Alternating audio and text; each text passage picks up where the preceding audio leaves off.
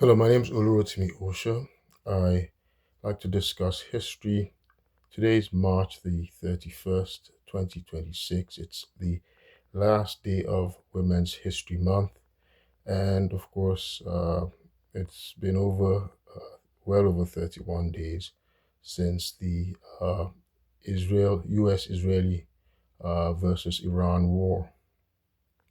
Uh, there have been signs, indications, bipolar indications of uh, the war possibly ending soon, and I suppose that sends some optimism, investor optimism, that created a surge in the stock market. So the stock market went up, roughly 2.49% today, and the price of oil eased up a bit from its $116 high, but that's not what I'm going to discuss today. I'm not discussing the war. I'm continuing with my discussion on uh, Women's History Month. Today, I'm going to be discussing a very interesting woman, Black American woman, uh, Constance Baker Motley. She became the first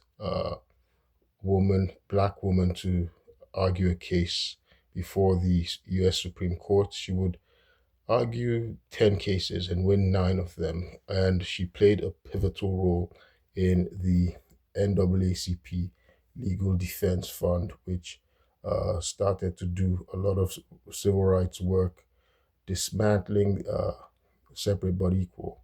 Of course, it was led by Thurgood Marshall, who went on to be the first African American uh, justice on the U.S. Supreme Court. It's interesting that Constance Baker Motley, by the way, um, uh, shares a birthday with Ketanji Brown Jackson, of course, who became the first female Black American female justice on the U.S. Supreme Court.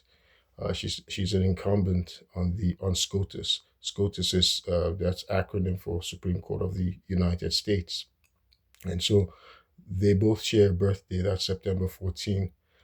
Um, so it's interesting. So you see, it's Women's History Month, but I decided to discuss Constance Baker because Black women instantiate what's called intersectionality, right? Intersectionality of gender. So they suffer all the bias, the prejudice, the structural, the bigotry against their gender, but at the same time, because they're Black, right, they also suffer the bias against Black people, right? But it's so there's been, I guess, a disproportionate focus on Black women, uh, and sort of uh, understate, understating or dismissing the challenge of that Black men face, right? Because Black women have been centered, they've been represented as victims of more as victims of Black men, right? And the reality is, Black men are the most discriminated group in America. People like to quote Malcolm X for saying that Black women are the most discriminated group or maybe the most disrespected. Maybe that's what he said. Group in America, and that dismisses the fact that Black men are the ones who are viewed as a bogeyman, right? And unfortunately, when they focus on the intersectionality that Black women face, they don't, nobody except the Black people, in within their community, right? It becomes anecdotal within their community. Nobody realizes or addresses how Black men are actually victims of Black women, right? They're big because Black women have become uh, a tool of a white supremacist structure, right? That continues to target Black men. It's characterized Black men as a threat, right? It's criminalized Black people. and black men are still children of black women, right? They're fathers of black women, and they, it doesn't, um, it doesn't center, it doesn't address the fact that black men are children of black women, and it's your parents who's going to shape you, who can help create your opportunities, right? They don't address that. Instead, they like to distort the image of black women being the children of black men, of these depraved criminal black men who abuse them, right? Without you, while minimizing those black parents, those black fathers that have contributed tremendously to the success of their daughters, like uh, the father of the Williams, the Williams sisters, right? Whom I met, by the way, I once met him. Um, the father of Serena and Venus Williams, right? The sacrifices, the way he developed. They don't. There are many black fathers like that, or the father of Coco Gauff, the black father of Naomi Osaka. So many of these people. The black Oprah Winfrey is always praising her father, her black father. That her mother was. She had this long-term hate relationship with her mother, very complex relationship with her mother, the black woman, right? And but it's that it was until her father took her away and he raised her that's how she became. He made something of her. But part of structural racism is to demonize the black man. And one of the tools, which you have to speak with the Black American community for you to know these things. And me, I've been able to talk to educated black men and even educated black women. When they want to help me, they'll tell me the truth. They'll say, look, beware, this is what's going on. It tell you about how black women have become the tool for destroying the black community, right? It's okay. What is it? Orthothesis. That's a word for it. Orthothesis. Right now, I know how to pronounce it. Orthothesis. I used to pronounce it orthothesis or but it's called orthothesis. So that's sort of it's an altruistic suicide, like a self-sacrifice, right? And when an insect, an organism, destroys itself, right, and it's sort of its community, and that's what's going on today. It's very complex. It's very complicated. Maybe one day I'll write down my thoughts on this. But if you speak with successful black people, this is one of the things they'll tell you if they want to help you. That look, you've got to be careful. That's one of the first things Black Americans tell me that okay, you've got to be careful. Until I experienced it within the Department of the Navy, um, a former assistant acting auditor general, that's what I learned she was. She was, she commanded the chain that I was in. Her name's Nefertari McBride, and the group, they were all black women. And the way you would expect that, when a black man gravitates into a department of the federal government, he expects that, well, he'll get support in the black community. You're not expecting everybody to hold your hand, right? I'm an independent professional, but you don't expect active sabotage, active defamation, active lies, or you don't expect sexual harassment. So they did all of these things. Nefertari McBride orchestrated all these things. And it was a pathological, psychopathic, depraved, morally bankrupt act. And what's causing it? It's part of, there's the excuse that, well, the black women have been the victim. And so as abused people, right, in a, structurally racist environment, they're just going to harm every person, every being, right, that they come in contact with. But that's not the case. They're intentionally actually harming black men, right? They're intentionally harming black men. you've got to go to jail, right? Like I have, right? I've been wrongfully detained, right? Orchestrated, engineered, signed by a female black judge. Her name is Judge Baby Berry. She signed a fabricated document, right? And a black man, police officer DeMarcus Coleman, wrote a perjured charge statement, locking me up, coming to pick me up in my home, locking me up for months. To spend 15 months wrongfully detained until you've experienced that and you start to investigate and ask questions. So I saw black people locked up and I asked them, how did you get to jail? You see how black women are, they're working within a racist superstructure, for instance, in Maryland, to get black men incarcerated. You have to experience this and see how blacks are also the victims of this intersectionality that black women experience, right? So black men in America are now the victims of black women, right? Orthothesis, right? Orthothesis, that's what's going on, right? In investment bank, it's sort of like investment banking in finance. I think it's something similar is taking in a poison pill, right? Taking in a poison pill. So someone close to you within your environment.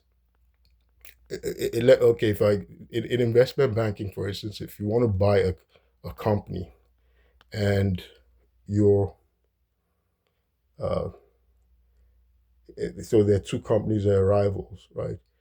And one company does not really want to uh, sell itself. So it makes itself, it can create itself, it can repackage itself, sort of like a poison pill. So whoever buys it, right, self-destructs, buys that company, it destroys that company. So that's like a poison pill. But in any event, I'm going to just go into the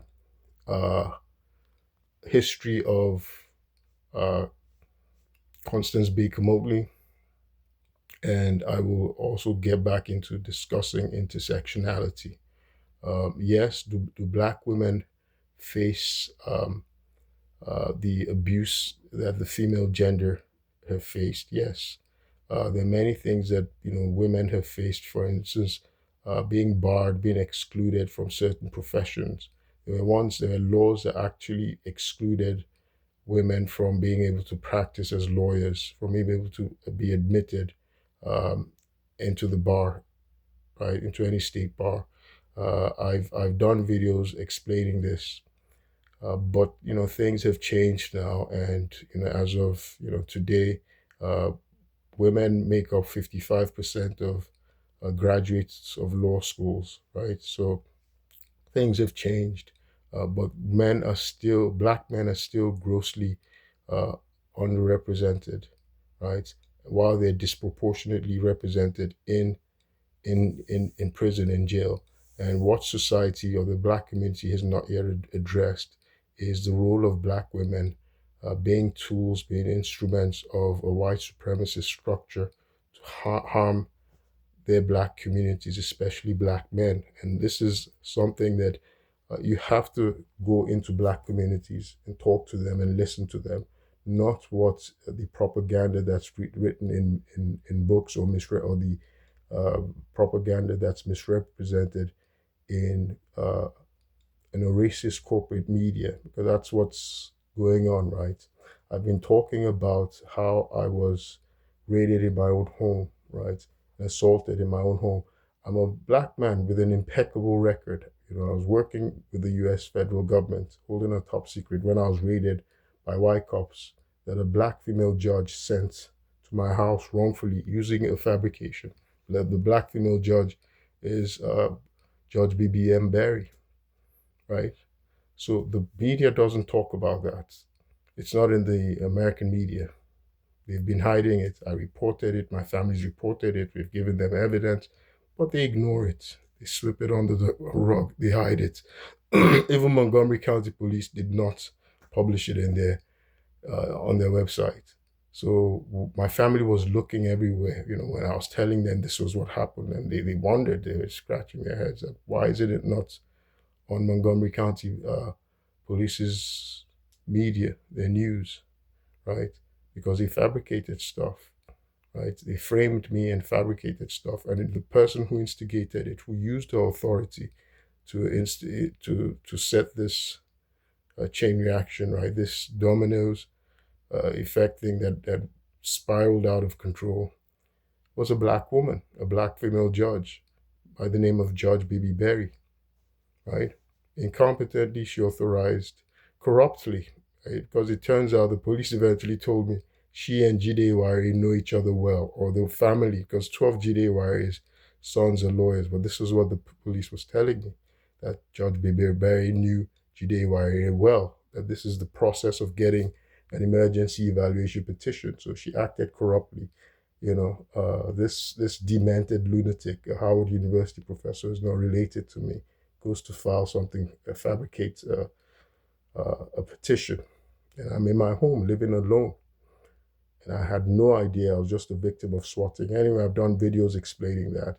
So let me focus now on Constance Baker Motley. I want to bring out the intersectionality, the complications, the complexities within the Black community, right? There are lots of things that are going on. And I'm going to be bringing out this intersectionality and the conundrums, right, the complicated things as I talk about Constance Baker Motley's biography. So yes, Black women, they do suffer gender discrimination, right? They're discriminated against in their, in just as females are discriminated against in the professions, right? In pay, in harassment, the sexual harassment they may be exposed to in their workplace, right? But you find that today as well, women who have power are also predators. They are also sexually harassing uh, their subordinates. They're sexually harassing their subordinates in the workplace today. This is going on. It happens constantly in the Department of Defense. There are women who are abusing their authority. The Department of the Navy, they're using their authority to extort sex from men and then blackmail them. Right? This is happening as well. So Constance Baker Motley, interestingly, something else. So her parents were immigrants who were born in the Caribbean island of the Nevis. Right? Nevis is very interesting, significant because um, the greatest uh, American immigrant, Alexander Hamilton, the founding father of our first Treasury Secretary, and the youngest. I think it was roughly 32 when he became Treasury Secretary. The brilliant Alexander Hamilton, he was from the island of Nevis. He was an immigrant from the island of Nevis. So that's where Constance Baker Motley's parents emigrated from. Constance Baker Motley, she was born in Connecticut. Um, Her parents were indigent. They didn't have education. They didn't come from anything. I think they had the equivalent of an elementary school education, right? The and Her mother was a domestic servant, and they both immigrated from the Caribbean island of Nevis. Uh, Her mother was a domestic servant. Her father was a cook for various fraternities at Yale University, right, such as Skull and Bones. So she didn't come from money. She came from an indigent background, right? But she was very fortunate. She did well in school, and she wanted to be a lawyer. She was very fortunate that there was a local businessman, right, and it was a white person, a local businessman who decided to fund her university education. So she came from an impoverished background. Her parents no family access, but a local businessman decided to fund her education, her college education. So she first goes to Fisk University and then she transfers to New York University, which is one of the most prestigious universities in America. So she goes to NYU. She graduates from NYU with a bachelor's in economics.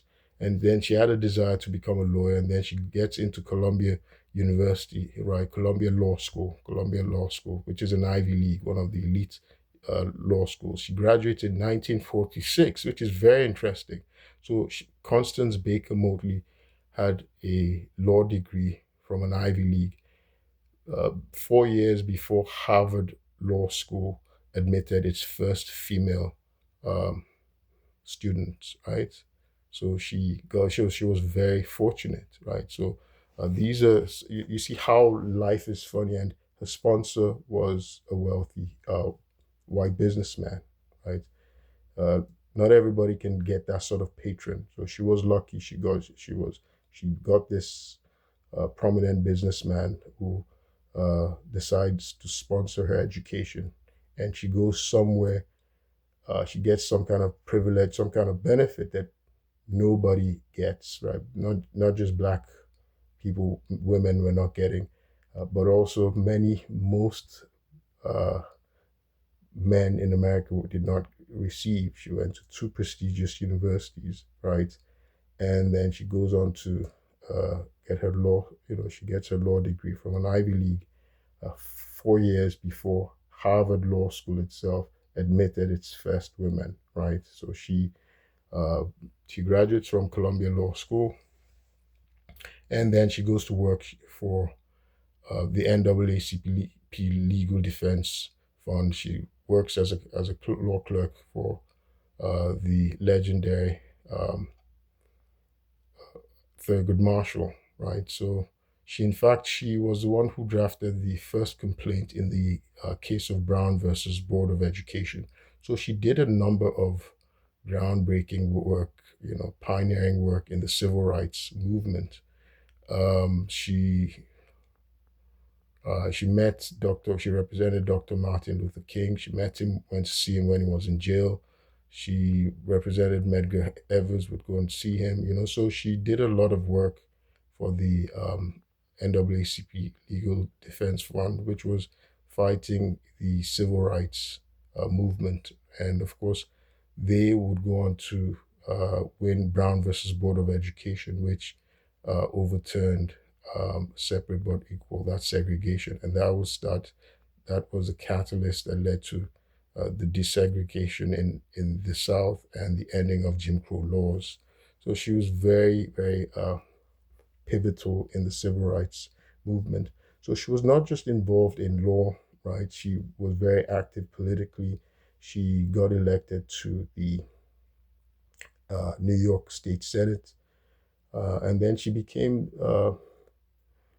borough president of Manhattan. She was the first female to become borough president of Manhattan. Again, her political ascendancy was sponsored again by a white male politician, right? So you see the complexity, right?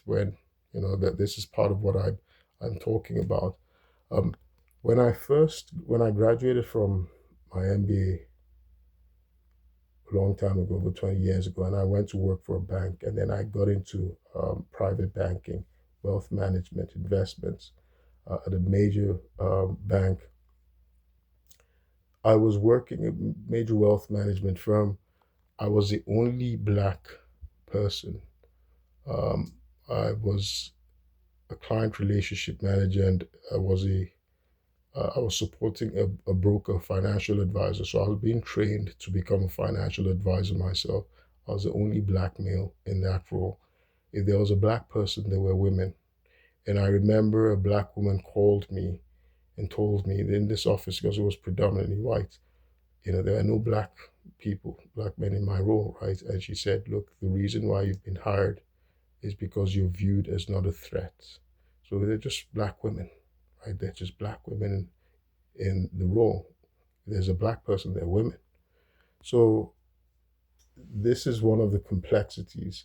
And so you have to have a white male structure, a white male patron who views you that, okay, that you're not a threat, and they can let you support them, and they can sort of groom you, right, for mainstream success. That's basically what happens.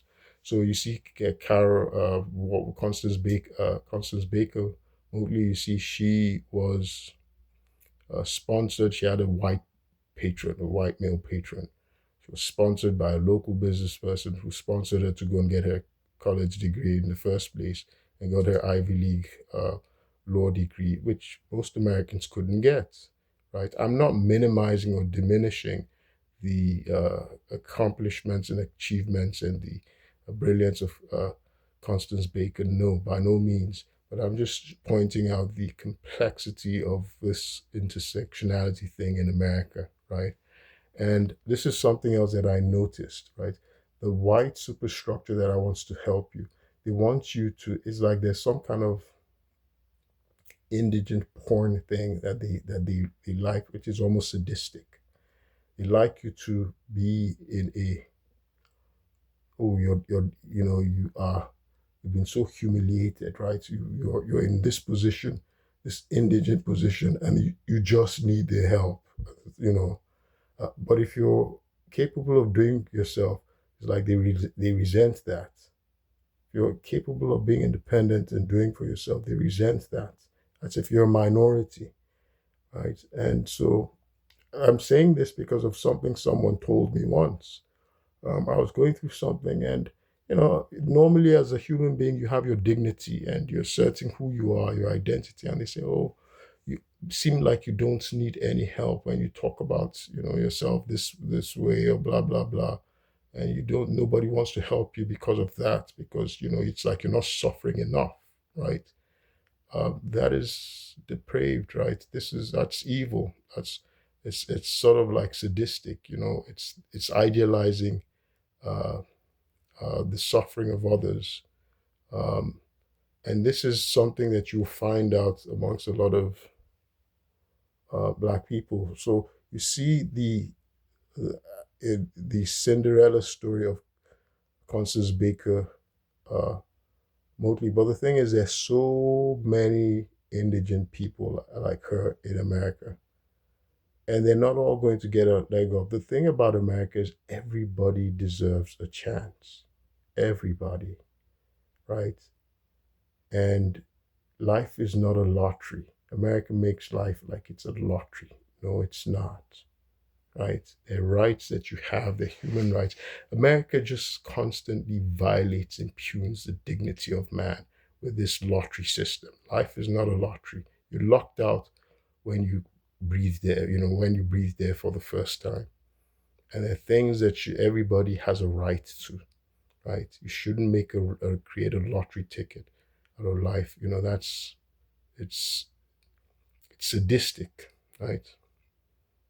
It's a sadistic manipulation to do that. But anyway, let me get back into her life. Let me not editorialize and get too much into philosophy. So Constance Baker, uh, she's working for the NAACP, and she becomes Manhattan first female president of the borough of Manhattan.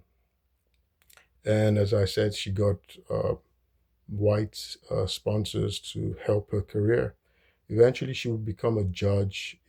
She became the first black female judge, federal judge, first black female federal judge, and her confirmation was held up for about 7 months because of her earlier activities with desegregation by a senator from Mississippi. So but she still got confirmed anyway because this was a time when LBJ, President Lyndon B. Johnson, was president, and he pretty much controlled uh, Congress.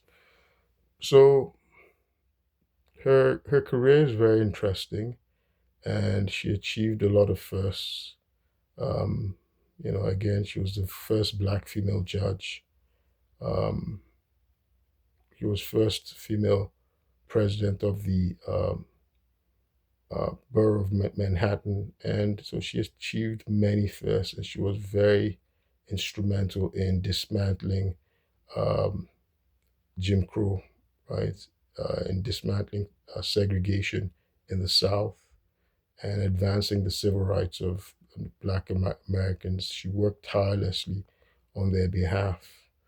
Um, and again, like I said, she and many other Black women in the profession, they manifest um, the the intersectionality of gender, the discrimination that they experience being females in a patriarchal society that excludes them, that abuses or exploits them sexually, that underpays them, that excludes them from certain professions.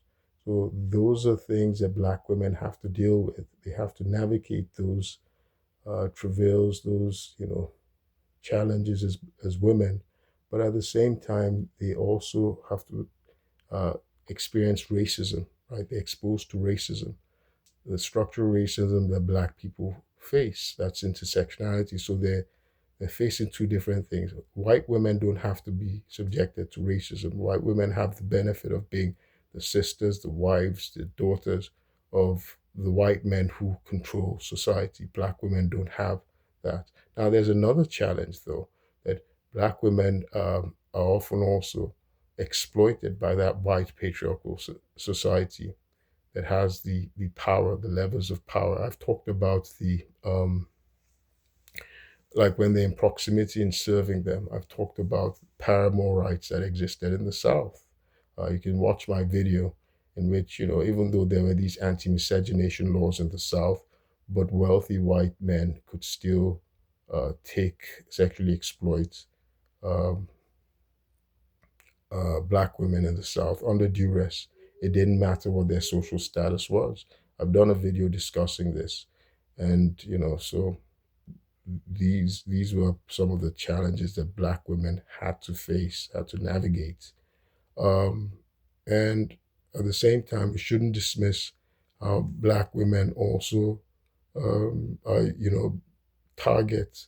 They use these tools to target and abuse Black men, because you remember, Black men are children of Black women. And so there's a saying in the Bible: teach a child in the way they should go when they're young, they will not depart from it. So if Black men, you see that they're acting up, they're ending up in jail, it's because they had terrible Black mothers, right? Terrible Black mothers when they were kids. In my church, we once went to preach to a Black American guy, and he told us his story. He told me a story. I couldn't believe what I heard. And he told me how his mother, he was a Black kid, his single mother kicked him out of the house when he was 14 years old. That woman's responsible for that kid. The Black boy didn't make the decision to be born. The mother made that decision, and she had to shoulder that responsibility. But yes, there's a society that doesn't help them, right? And then the government doesn't help Black women now. Bill Clinton's welfare reform basically made women who wanted to take welfare. If they will receive welfare for their children, they basically have to be, um, they have to assist in criminalizing the Black men, right? Through these forced paternity tests to reveal the identity of the fathers. Fathers who don't pay child support, who are indigent, they get arrested, right? They'll go to jail. Their passports are revoked. They can't, so many different things. They're criminalized. So Black women have to participate in criminalizing the men they were once in love with, the men they're in relation, the men that are fathers of their own children, and just to get welfare that can't really support them, just hardly supports them. And then they end up, taking it out on their sons, and then their sons are left indigent. I have an actual case that I've studied, because this was somebody who came to my church. We went to evangelize, we went to preach to him. He told us his story. His mother kicked him out when he was 14 years old. He was living on trains, and this boy got into things he shouldn't have gotten into, right? So his case is not isolated. I saw them in when I was wrongfully detained, because I used that opportunity to start to ask questions, to do investigative journalism, to ask questions. How did these Black men, disproportionately the people who were held in Montgomery County's detention centers pre-trial, because I was in pre-trial. I was in prison, by the way. I was in pre-trial detention. But in pre-trial, you see people who are coming out from prison, right? Because once they're released from prison, before they get back into society, they might first put them in a smaller environment to monitor them. That's pretrial detention.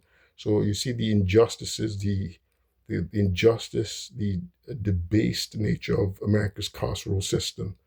exposing people who've been wholesome Americans to criminality, right? Because but I used it as an opportunity to learn about what's causing black men to go to jail. And what they'll tell you, they'll link it to black women, in their homes, what they're doing. In any event, this is I'm going to close this chapter to Black history. Black, it's not Black history. Black history I did, that was February. This is Women's History Month. Today I decided to focus on intersectionality because Black women still suffer structural racism, and they've also been used, exploited as tools to continue to perpetuate and advance structural racism against their black male communities. Um, Ironically, a lot of the studies has demonstrate that 70% of professional black women, highly educated black women, remain unmarried. My name is Olurotimi Osha. I'll keep you posted. Thank you.